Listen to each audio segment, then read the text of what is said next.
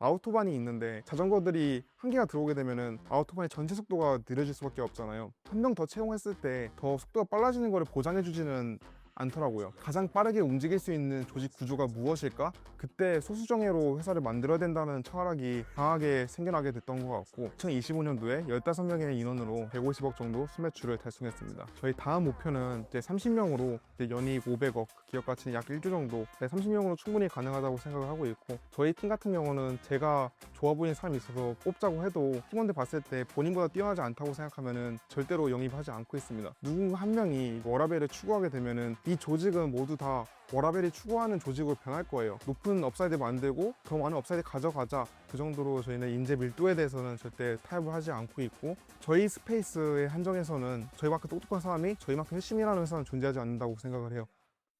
네, 안녕하세요. 저는 에드발 리커버리 솔루션을 만들고 있는 에드시드의 유주원입니다.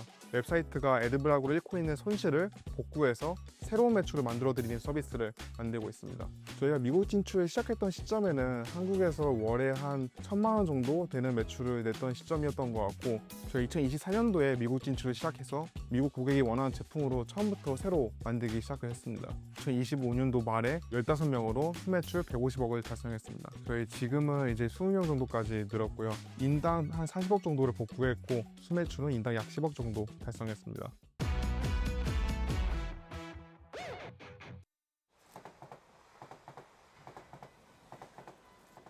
사실 하지 말라는 거 하는 게 제일 재밌는 것 같아요.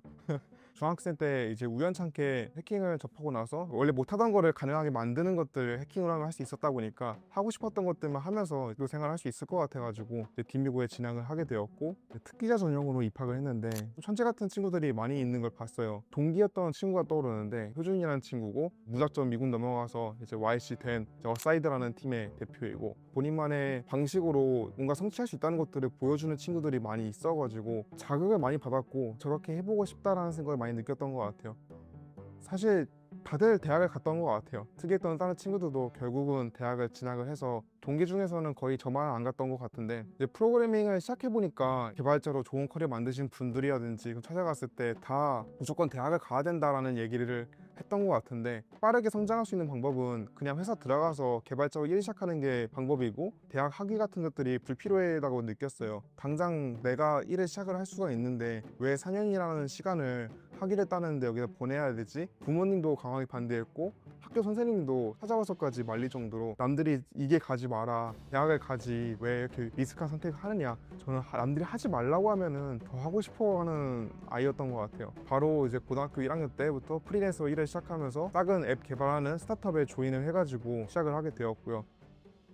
경력이 없는 고등학생이다 보니까 어느 누구도 이제 좋은 처우를 해줄 수가 없잖아요. 그때는 월 100만 원도 안 되는 이제 월급 받으면서 굉장히 열심히 했던 것 같아요. 학교 일정도 다 소화를 해야 돼가지고 학교는 안산에 있었는데, 이제 학교 끝나면은 서초까지 지하철 타고 가가지고 거기서 밤새서 일을 하고, 새벽 4시에 첫차를 타고 이제 안산으로 돌아와가지고 학교 생활을 하고, 학교 끝나면 다시 회사로 가가지고 밤새 일을 하고, 이제 막 고등학교 졸업했을 때 보면은 남들은 이제 대학을 가고 이제 돌아갈 때가 있는 선택지를 하고 안전한 선택지를 했는데, 일을 하고 창업으로 뛰어들었다 보니까 나는 여기서 한번 홈런을 쳐야 된다, 이거를 성공시키지 않으면은 나는 돌아갈 데가 없다, 뭐 그런 생각이 강했던 것 같고, 월 30만 원 정도 되는 수동에는 고시원에서 이제 생활을 하면서 기억에 나는 게, 이제 되게 시설이 안 좋았던 것 같아요. 밤에 소리를 지른다거나 뭐 이런 사람들이 옆에 있는 걸 보면서 더 저는 도끼를 많이 가졌던 것 같고, 어떻게든 빠르게 또 성공해야겠다 하는 생각이 어린 시절에 많이 있었던 것 같아요. 시간이 많이 아까웠어 가지고 식사를 편의점이라든지 충 많이 때웠던 것 같고, 라면을 많이 먹어서 그런지 지금은 아예 라면을 거의 1년에 한 번도 안 먹는 것 같습니다. 내가 남들이랑 다른 길 가는 만큼 결과로 증명해내겠다 하는 생각이 강했던 시점이었던 것 같아요. 2019년도에 정부에서 인터넷 검열을 한 번 한 적이 있어요. 그때 이제 며칠 만에 사람들이 그거를 우회할 수 있는 앱을 만들어 가지고 런칭을 했고, 빠르게 다운로드를 많이 기록하면서 그래도 몇 달 만에 100만 명 정도 유저를 모았고, 그때 되게 짜릿했던 경험이었던 것 같아요. 커뮤니티에서 많은 기능들 요청해 주셨어요. 이제 애드블락을 만들어 달라고 많이 요청해 주셨고, 그때 다른 애드블락들은 웹에 있는 광고는 차단하지만 유튜브 앱에 있는 광고는 못 지우는 거예요. 그래서 유튜브 앱에 있는 광고도 지울 수 있는 서비스를 만들어서 런칭을 했고 첫 달에 매출이 2억 정도 나오면서 이제 이 여정이 시작이 되었습니다. 사실 애드블락 했을 때 첫 달에 매출 2억을 만들고 그 이후로 매출을 의미 있게 내지 못했어요. 유튜브에서 이제 약관을 바꿔가지고 저희 앱을 사용하게 되면은 유튜브 계정이 제한될 수 있다. 사업적으로 확장을 하기가 어렵다는 것을 깨달았고 이제 애드박 서비스를 한 2년 정도 한 시점에 패스트5 미팅룸에서 남은 자금에 대한 엑셀 시트를 보고 얘기했던 것 같아요. 정확히 몇 개월인지 기억 안 나지만 몇 달 정도밖에 안 남는 러닝이었을 거예요. 베이스의 신인호 대표님이 이제는 멈추셔도 될 것 같다. 이제 그 정도 노력을 했고 했으면은 맞는 방향이 아닐 가능성이 높다. 사실 제가 뭐 멈추고 싶어서 멈췄던 거는 아닌 것 같아요. 첫 창업이다 보니까 무조건 성공했다라는 생각이 강했어가지고 실패를 인정하지 않으려고 했던 것 같고 계속 밀어붙여가지고 어떻게든 성공할 때까지 하려고 했던 것 같아요. 실제로 당시에 되게 좌절스러워 하셨었어요. 그게 쉬운 의사결정이 아니셨을 거예요. 왜냐하면 이게 단순하게 돈 문제가 아니라 내 프로덕이 워킹하지 않는다라는 게 되게 어려운 경험이었을 거고, 근데 그러고 나서도 받아들이기 쉽지 않으셨던 것 같아요. 계속 더 트라이하고 그 프로덕을 더 개선하고 해서 꼭 이걸 만들어내겠다라는 의지를 계속 보이셨는데, 근데 이제 저희가 처음 유주원 대표님을 투자했을 때 그냥 그 프로덕 자체 혹은 그 아이템 자체를 성공하실 것을 기대하고만 투자한 건 아니었거든요. 이 창업자 자체가 결국은 많은 시도 끝에 답을 찾아낼 거다라고 생각했었던 건데, 오히려 거기에 매몰돼 계시는 걸 보면서 잠깐 좀 퍼즐을 걸고 싶다라는 생각으로 말씀을 드렸던 거고. 아마 신윤호 대표님은 마지막 총알이 하나가 있다는 거를 저한테 알려주고 싶어 했고 이 마지막 총알을 계속 밀어붙이는 데 쓸 거냐 방향을 돌리는 데 쓸 거냐 이제 인정하기 쉽지 않았던 거를 인정해야 되는 시점이 왔던 것 같고 그때 꽤 부서지는 느낌이었던 것 같아요. 신윤호 대표님 이런 말을 해주시더라고요. 사업이 성공하려면은 세 가지가 필요하다. 대표의 열정, 돈, 사람. 근데 대표님은 지금 열정도 남아있는 것 같고 초기 팀도 단단하게 남아있지 않냐. 세 개 다 있는데 뭐가 걱정이냐. 새로 도전해보셔라. 생각보다 회사가 진짜 잘 안 망해요. 망하기가 쉽지가 않아요. 회사가 망하는 이유는 딱 하나밖에 없거든요. 대표님이 포기하면 그만하는 거예요. 근데 그 전까지는 사실 전혀 절대 끝나지 않는 게임이거든요. 제가 이걸 멈추자고 했었던 거는 두 가지 의미였는데, 실제로 이분은 되게 젊은 분이고, 그러니까 이 비즈니스가 아니더라도 무언가를 또 하실 수 있는 분이고, 저희가 투자자라는 이유로 그걸 막을 권리는 없다라고 생각했어요. 결국 대표님이 포기 안 하면 게임은 끝나지 않는다라는 걸 좀 표현하고 싶었던 것 같습니다. 한 새벽 2시쯤이었던 것 같아요. 한강 걷다가 문득 떠오르더라고요. 반대를 해볼 수도 있지 않을까? 잘 생각해보니까 반대 사이드의 문제가 더 크다는 걸 조금 생각을 했던 것 같아요. 미국 주요 언론사들 들어가게 되면은 애드블락을 꺼달라고 하는 팝업들을 많이 띄우고 있더라고요. 애드블락으로 인해서 연간 300조 원 정도 되는 돈이 파괴되고 있는 걸 보면서 오히려 반대에 시장 기회가 있겠다라고 생각을 했고 신나 어린아이처럼 갑자기 엄청 들떠가지고 초기 멤버들한테 새벽에 전화를 걸어서 깨워가지고 이거 해보면 어떻겠냐, 아이디어 될 것 같지 않냐. 머릿속에서는 퍼즐이 맞춰지는 기분이 들었던 것 같아요. 애드블락을 하면서 배웠던 이해도들이라든지 기술적인 배경들이 반대쪽에서 빛을 발할 수 있구나 라는 걸 생각을 하면서 아이디어를 디벨롭 해가지고 다음날 이거 해보자, 이거 될 것 같다, 또 팀을 설득하고 그렇게 에드슈를 시작하게 됐습니다.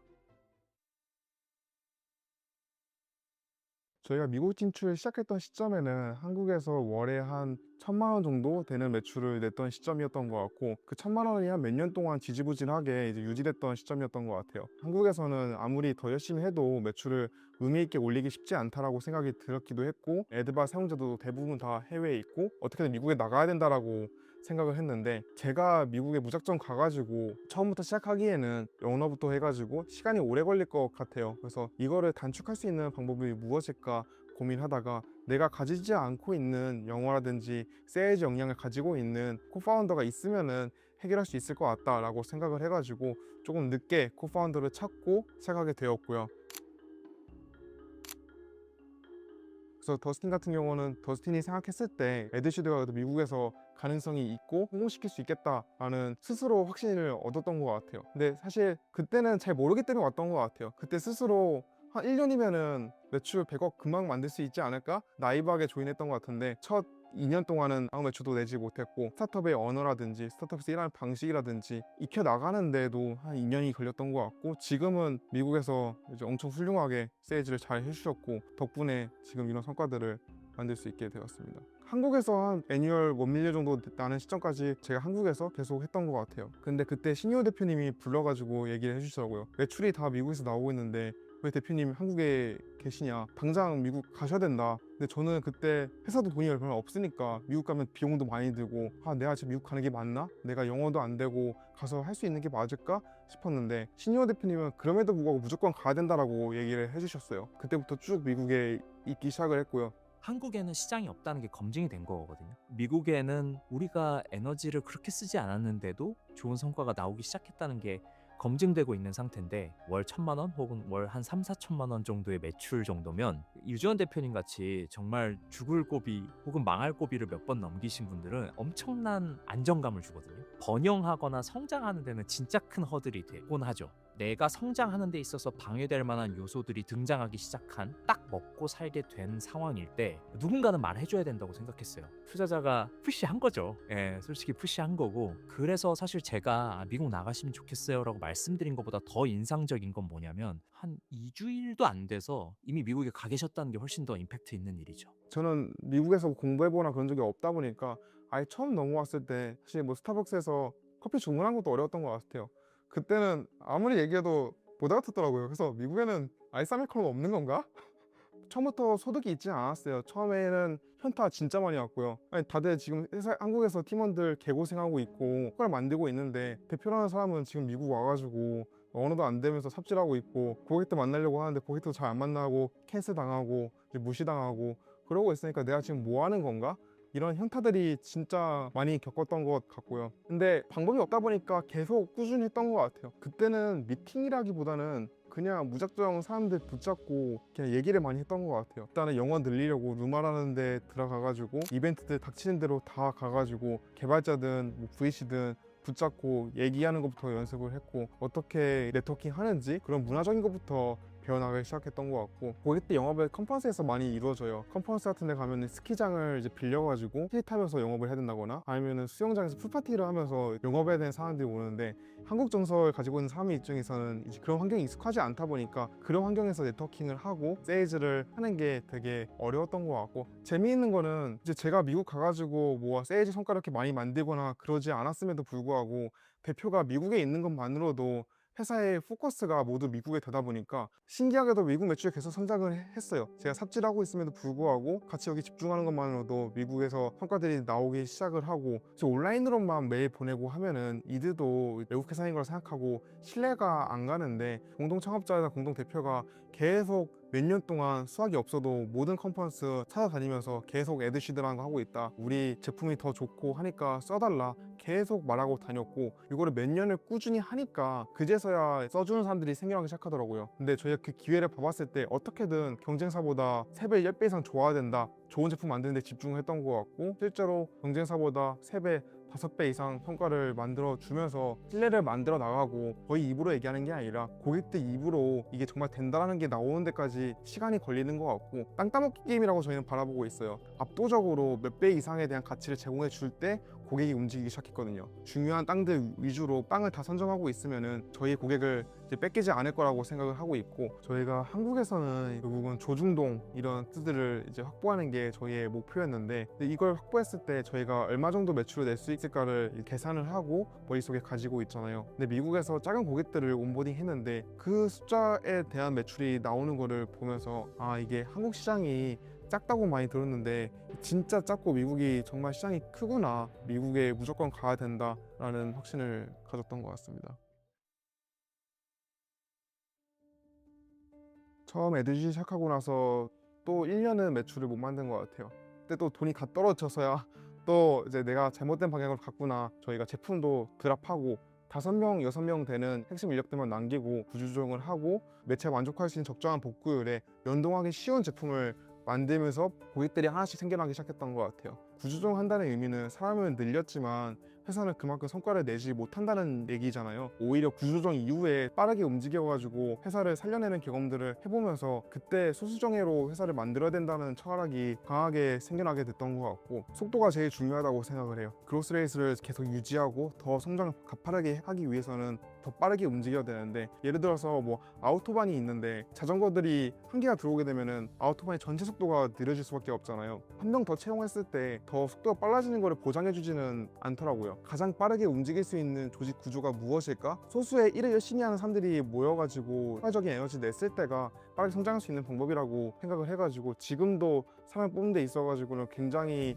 보수적으로 인당 매출이 올라가는 구조로만 의사결정하고 있어요. 저희 팀 같은 경우는 제가 좋아 보이는 사람이 있어서 뽑자고 해도 팀원들 봤을 때 본인보다 뛰어나지 않다고 생각하면은 절대로 영입하지 않고 있습니다. 보통 대부분의 사람들은 이제 A급의 사람들은 B급을 뽑고 B급 인재들은 C급을 뽑는 경향들이 있어요. 본인보다 뛰어난 사람을 뽑지 않으면은 회사는 거기서 멈출 수밖에 없어요. 모든 회사 구성원들이 또 스톡옵션 가지고 있는 주주다 보니까 더 뛰어난 사람이 와가지고 같이 잘 돼야지 그들의 보상도 올라가거든요. 채용에서 크게 두 가지를 보는 것 같아요. 얼만큼 인텔리전스 레벨이 높은가? 두 번째로는 파운딩 멤버라고 생각을 하고 열심히 할 생각이 있는 분들만 원하는 것 같아요. 누군가 한 명이 이제 워라벨을 추구하게 되면은 이 조직은 모두 다 워라벨이 추구하는 조직으로 변할 거예요. 이거를 원치 않고 지금의 에너지를 가지고 높은 업사이드 만들고 더 많은 업사이드 가져가자, 열심히 사는 사람은 항상 열심히 살아왔어요. 보통 저희 회사에서 열심히 하시는 분들은 저희 회사 오시기 전에도 열심히 해왔고, 어느 조직에 가서든 누구보다도 열심히 하실 분들이었고, 그런 분들을 찾는데 집중을 하고 있습니다. 그 정도로 저희는 인재 밀도에 대해서는 절대 타협을 하지 않고 있고,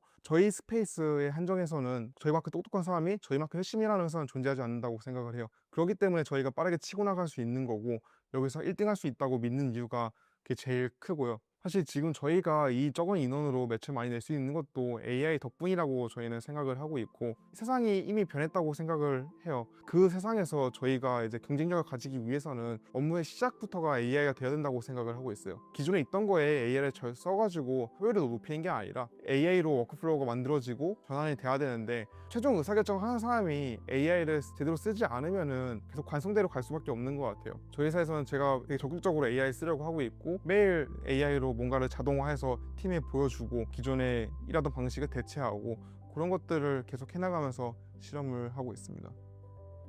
저희는 저희의 성장이 이제 막 시작된 거라고 생각을 하고 있어요. 컴스코어 탑 10에 들어가는 대형 매체사들이 저희 걸 쓰고 케이스 스터디가 나오기 시작하면서 적극적으로 온보딩이 시작되는 시점에 있고요. 저희 다음 목표는 이제 30명으로 이제 연이익 500억, 기업 가치는 약 1조 정도 될 거라고 예상을 하고 있습니다. 네, 30명으로 충분히 가능하다고 생각을 하고 있고, 커서라든지 다른 팀을 봐도 적은 인원으로 빌리언 단위의 어마어마한 매출을 내고 있잖아요. 저희가 여기서 이제 10배 정도 그로우하게 되면은 충분히 달성 가능하다고 생각하고 있고, 이거에 필요한 충분한 파이프라인이랑 충분한 수요를 보고 있습니다. 사실 이제 2호 인터뷰 나오는 거를 이제 신유 대표님도 제안해 주시고 주변에 제안해 줬을 때 몇 번을 거절했던 것 같아요. 잘 되는 걸 알려서 항상 도움되는 건 아니었던 것 같기도 하고, 불필요한 노이즈가 생기면서 집중을 못하게 될 것 같아가지고. 그럼에도 불구하고 이제 한번 나와서 우리의 케이스 공유했다라고 생각했던 이유가, 이제 나처럼 이제 영어를 못하고 부족했던 사람도 이렇게 작지만 성과를 만들어냈다, 이런 것들을 보고 좀 더 용기를 얻어가지고 도전하는 사람들이 더 많이 있으면 좋을 것 같고. 일단 감사하죠. 잘 되셔서 너무 좋고, 지금 되게 스트러글 하고 계신 분들 많거든요. 애들쉴드가 잘 되고 아니고의 문제가 아니라 진짜 미국에서 소프트웨어를 이렇게 팔아낼 수 있다라는 걸 1년 만에 검증을 해주신 것 자체가 너무 감사했어요. 사례 자체가 되게 귀하고 감사하다는 게 첫 번째였고, 고객들에게 3배 이상의 가치를 주기만 하면 글로벌에서 성공할 수 있다라는 걸 사람들한테 좀 알리고 싶었던 것도 있었어요. 저는 한국에 똑똑한 분들 되게 많다고 생각을 하는 것 같아요. 사실 미국이란 나라도 똑똑한 이민자들이 와가지고 열심히 일해서 일궈낸 나라잖아요. 한국이만큼 똑똑한 사람 별로 없는데 미국 가가지고 치열하게 싸우면은 이길 수 있다 생각을 합니다. 근데 저도 이제 표준이라든지 다른 친구들이 무모하게 가가지고 결과를 만드는 걸 보면서 거기서 많은 용기를 얻었던 사람이다 보니까, 뭔가 또 제 이야기를 듣고 용기를 얻어가지고 도전하는 분들이 더 있으면은 보람차는 게 아닌가 생각을 합니다.